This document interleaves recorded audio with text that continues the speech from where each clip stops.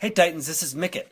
Wow, what a great ending to a wonderful war. That's 2 in a row. We've had exciting endings leading up to that. A lot of good attacks. Right at the end, we were behind. We were able to pull ahead and get some good defends there to be able to hold them off. And wow, we really did well. Titans versus Team Iskamutch, who needed a little bit more than they had because they weren't much to be able to beat us. So good job, Titans. Just going to hit a few highlights here. We had very good participation. That was the first thing, just to kind of hit a little bit what we did over on their side. We ended up leaving a lot of 2 stars. We were able to pick up a lot of the 3 stars later in the war, but it was a good job by all. Let's take a look at some of the highlights. 87 attacks used out of 90. That is wonderful. A great participation, and that's what ended up winning it for us. We were able to get 26 3 stars. Really good job by all. We were able to minimize some of our early problems by picking up the 3 stars. A lot of great cleanups even early on. Well done, Titans. Going to a few of the things where, as you can see, we had a very good participation. Only a few that didn't get in their second attack. I think everybody got their first attack. Good job, everybody. The enemy clan left some points on the board, but you can see, especially up here, a lot of 0 stars, especially early on. They use a slightly different tactic and strategy for their war, and I will cover that some other time in another video of how they did it, but it tends to leave a lot of 0 and 1 stars early on the attack by attacking at their own level, and we took a slightly different tack and we ended up winning with it. So let me get into a few of the highlights first. For the top attack, I'm actually going to go with Angie, who did a great job of getting 2 3 stars early on in the process, which is really helpful for some of our lower ranked to get some 3 stars early on. Takes them off the board. Nobody else has to worry about whether or not they can get the extra star on them. Good job by Angie, and she's going to come in here with an all-dragon attack. She takes a little unorthodox way of getting the clan castle troop out of there, which happens to be a dragon, but she's going to use her spells pretty well here. She brings in her hogs to take down a little bit of that. Doesn't quite get right at the AD, but does a pretty good job and distracts that dragon long enough with the hog that she can hit in there with the other dragons and take care of that dragon.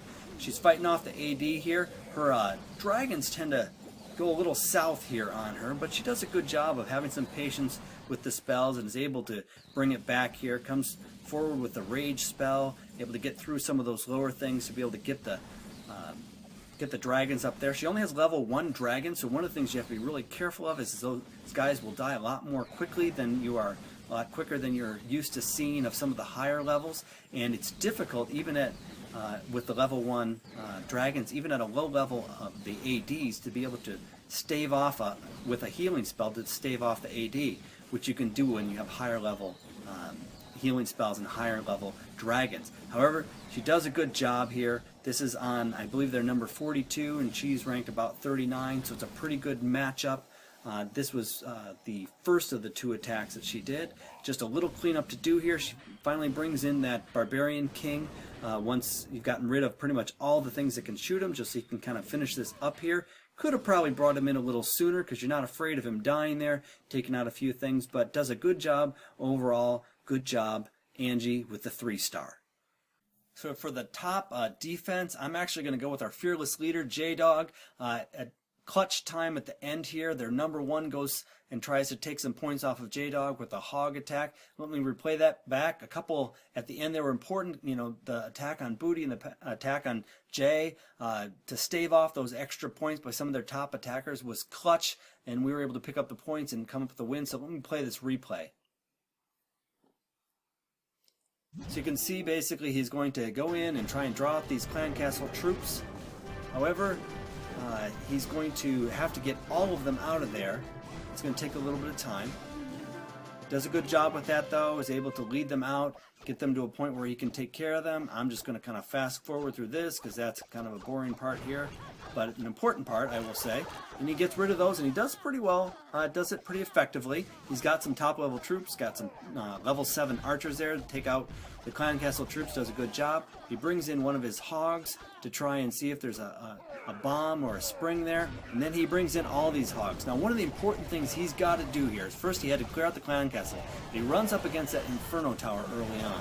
uses a heal spell, but gets some of them sprung. It's important that he gets into the middle there. He's got to get rid of all that stuff. So he freeze spells it so he can get those Inferno Towers, but he misses one of them, and that really kind of costs him. Takes care of those other hogs there. They're not able to get around far enough, and so he doesn't have very much to clean this up with. He's going to be able to get the 1-star because there's lots of things around the outside. He has wizards there to be able to clean things up. I'm going to speed through this a little bit because he has his level 15 Barbarian King, brings in the wizards behind him, and is doing a good job.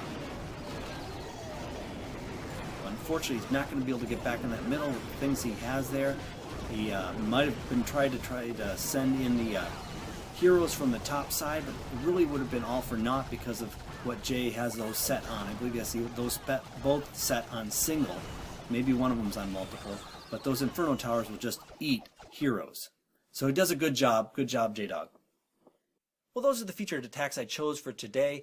Just so you know how I choose these, I try and mix it up a little so I'm not always choosing the same people. There's lots of people I could have chosen. I know that Iron got like 6 stars and he did it on some great opponents. And some other people had some great attacks. Jesus, Fiend, J-Dog, Fishmaster all had attacks down towards the end there that really set us up for the win.